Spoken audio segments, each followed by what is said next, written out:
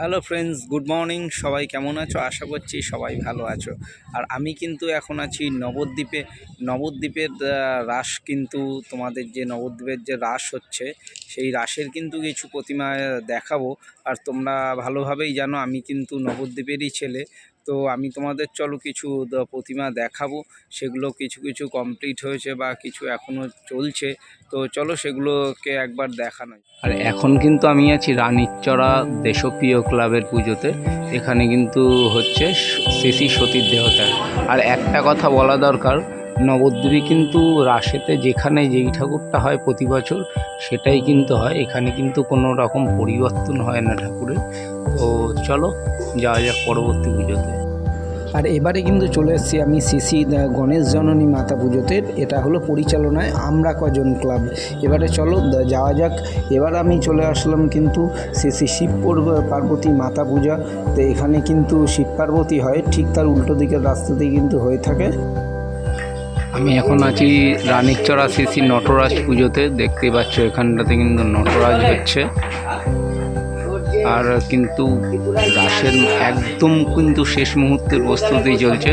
রাস কিন্তু আর একদিন। আর এবারে আমি চলে এসেছি রানীরচরা শ্রী পার্থসারথী পুজোতে। তোমরা সেই ঠাকুরটাও কিন্তু দেখতে পাচ্ছ। তো চলে যাওয়া যাক পরবর্তী পুজোতে। আর আমি এখন আছি রানীরহাট আজাদিন ক্লাবের পুজোতে। এখানে কিন্তু এবছর হতে চলেছে শ্রী অন্নপূর্ণা মাতা পূজা। আর আমি এখন আছি রানীরহাট শ্রী মহিষমর্দিনী বারোয়ারি মাতা পুজো কমিটিতে। আর এখানে কিন্তু হয় শ্রী মহিষমর্দিনী মাতা পূজা। আর আমি এখন আছি রানীরহাট শ্রী সতীর দেহত্যাগ বারোয়ারি পুজো কমিটিতে। এখানের প্রতিমা হচ্ছে শ্রী সতীর দেহত্যাগ পূজা। আমি এখন আছি বড়ালঘাট স্পোর্টিং ক্লাবের পুজোতে। আর এখানের ঠাকুর হলো শ্রী ভুবনেশ্বরী মাতা পূজা। আর এই মুহূর্তে আমি দাঁড়িয়ে আছি নবদ্বীপ তরুণ সংঘের পুজোতে। আর এখানের ঠাকুর হলো শ্রী কমলে কামিনী মাতা, সেটা তোমরা দেখতে পাচ্ছ। তো চলো কিন্তু ফিরে যাবার পালা। আমি কিন্তু তোমাদের নবদ্বীপের বেশ কয়েকটা ঠাকুর দেখালাম, প্রায় 8টা-9টা আমি কিন্তু তোমাদের ঠাকুর দেখালাম।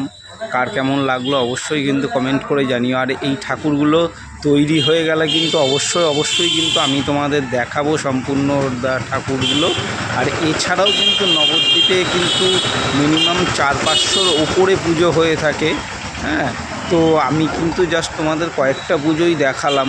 তো তোমরা কারা কারা নবদ্বীপে আসতে চাইছো রাসে, তারা অবশ্যই কিন্তু কমেন্ট করতে একদম ভুলো না। তো চলো দেখা হচ্ছে পরবর্তী ভিডিওতে।